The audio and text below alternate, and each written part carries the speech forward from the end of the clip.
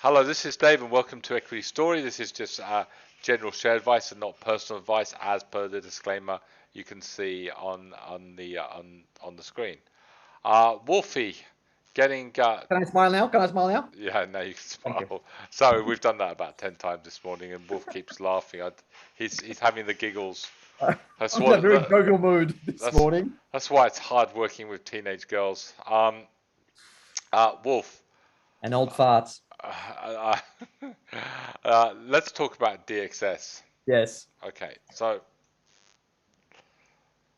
the market's a little bit, how do you say, this feels tough at the moment. A lot of Mm. trends, it's trying to squeeze money out of the market just feels a little bit hard at the moment.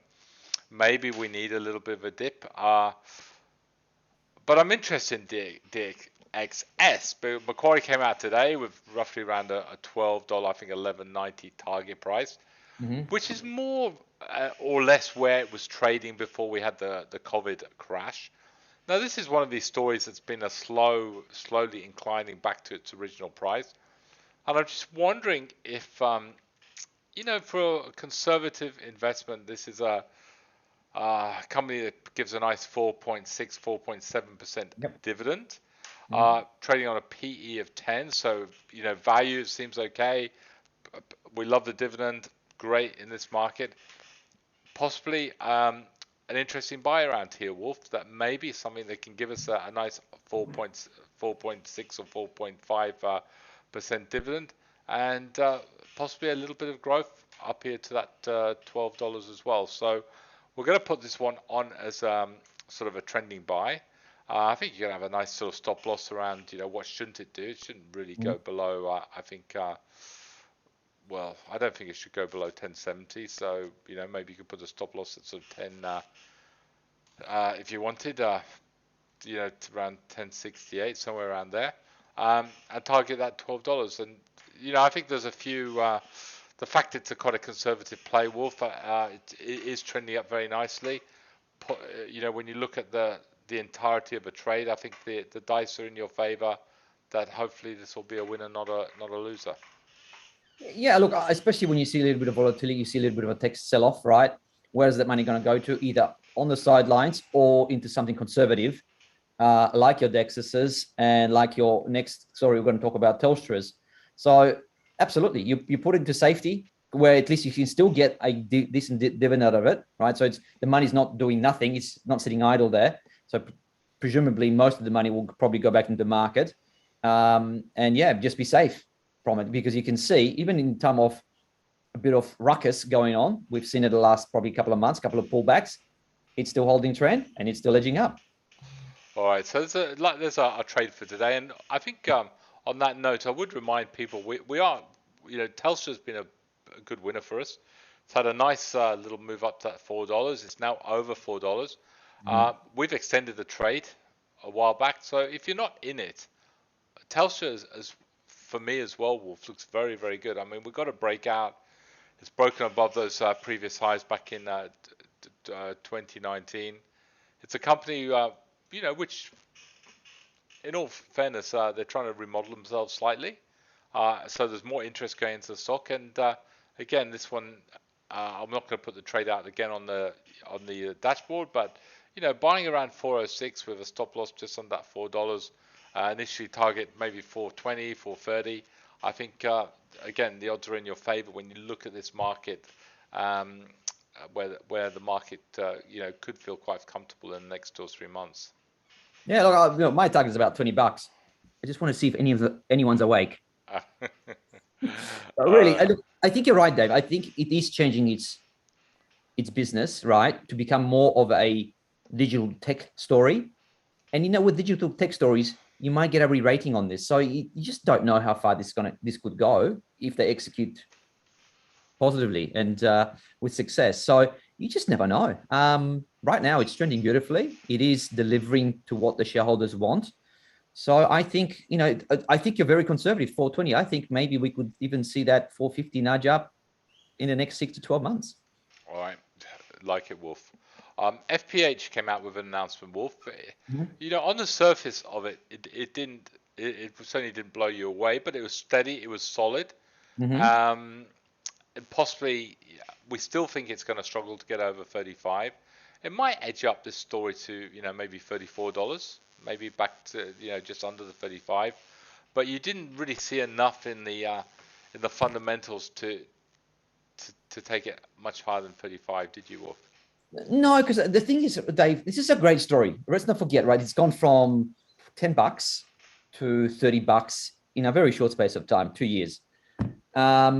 And that's because of, COVID obviously helped it enormously. It's a great business too, which is growing on its own. But post-pandemic, the growth will probably moderate. And it's, the numbers today suggest so, where there really wasn't much growth at all. But the market still likes it. The market loves the steady. They delivered on what they said they're going to do, and they reached their guidance. So there's really nothing you can fault with it. There's nothing scary in there. Hence, the market's okay with it. However, for me, let's have a look. They're trading on 35 times PE, dividend yield of 1.6. That's why maybe I just can't see that, trying to get through that previous highs, because it's just not enough in there for me to do so right now. Okay. Wolf, there's two stories that I think let's say opportunity knocks. SKO. Yep. So they big race around that 670 level. It's actually a little bit lower than that today. We talked about an opportunity to get this around 680. It's just a little bit low on this raise. Opportunity knocks, Wolf. Would you be? Yeah, I'd be interested for sure, especially since this is for really some growth to come. They want to spend a lot of money to make sure that the business, takes advantage of this recovery in travel, and they were pretty want the whole system being in every single travel agency and businesses that actually does the traveling for their employees. So I can understand, this is exactly what you want. You don't want a business that goes, no, we're not going to spend any money. We're happy with our 10% growth. That's not the way I want. I want a fast growth, and those successful companies really spend early. APT, Afterpay, all those Zips, all those, they went early. They have to go and grab the market share, and this is what they're doing. So I'm happy with that. Short-term pain, long-term gain. So an opportunity knocks here for SKO around this sort of raised price, which is around 670. 360 as well, Wolf, raised about $12. Again, opportunity knocks to get some 360 around this sort of level. Yeah, well, we saw yesterday's announcement from Morgan Stanley. $16.50, I think, was the price target. So they're very bullish. We're happy with the numbers. We looked at the actual acquisition that also looked fairly attractive from valuation point of view, and what it actually brings to 360. So yeah, I mean, the only worry for me is just gone really hard, really fast. So I'm expecting some of a pullback, or maybe this capital raising is the one that needs a bit of a breather for the moment. Thanks for that, Wolfie. Wolf, EM2 put out a presentation today. Now, you went through that presentation pretty intensely. What did you make of the EM2 story up to now, with all the drilling and everything that's going on there? It's progressing. That's what you see out of that presentation today. The drilling is starting to add up. You've got a project potentially, coming into our eyes that they can maybe mine one day. So it's all coming together. What the time frame is, I don't know. I mean, that's probably maybe what we need to wait from the actual management, just give us a bit of a clue what the next steps will be. But generally speaking, exploration wise, they're delivering. Looking at the project and where they are, they probably should have something enough in there possibly to start mining. So yeah, it's now, I suppose, the next stage is how far they're going to push this drilling, and at what stage are they going to say, let's look at this as a project. Yeah, I mean, how much more copper do they need to find? I mean, they've got 12.2 MT at 1.5. I mean, you think they've got enough to get going, wouldn't you? From the number size, yes, but you just never know. I probably would need to see some numbers, assumptions, and do maybe a scoping study just to give us an idea if those numbers are enough. All right, Wolf. I just want to talk about EGR. They came out with an announcement today. Mhm. You know, picked beautifully on Einstein's, dare I say it. Uh, Obviously, those in the know were buying last week and had a nice little move up. Uh, what did you make of the announcement? Do you think that announcement it was good enough to see this go higher? Well, look, anytime you announce a collaboration or maybe a sort of partnership with a big company like POSCO, it's a positive thing, right?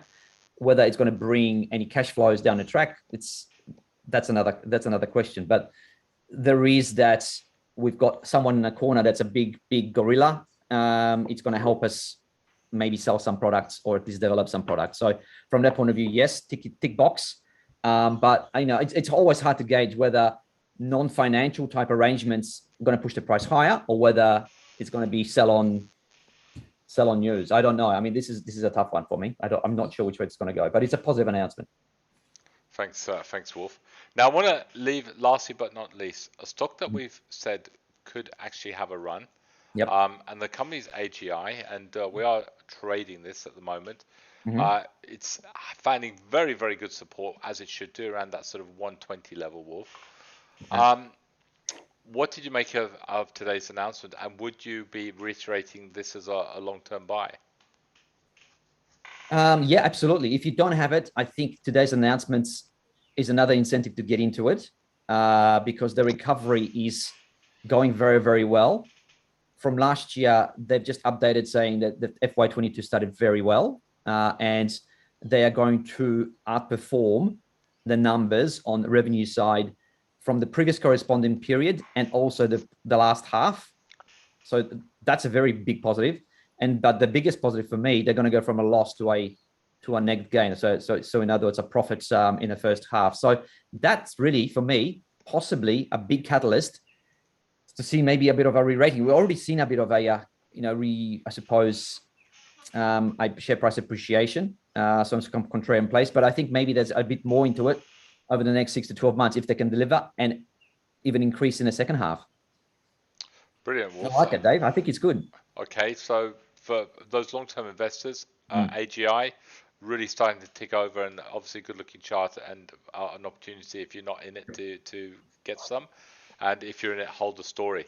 Yes. Wolfie, very good, mate. We got one trade, we got one long-term buy, we got some opportunity knocks. What more do you want? Just a steady, nice the tech sector, please. That's all I want. Yeah, unfortunately, Wolf, the market looks like we're going to get a bit of volatility over the next week or so. So, you know, as you know what you are when you're in the plane, when you get that volatility, hold on tightly to your seat and Tighten that seatbelt even further so you like that. Yeah, don't panic. And breathe. Don't panic. All right, thanks, Wolfie. See you, mate. All right, cheers, bye. Take care. Bye. Bye.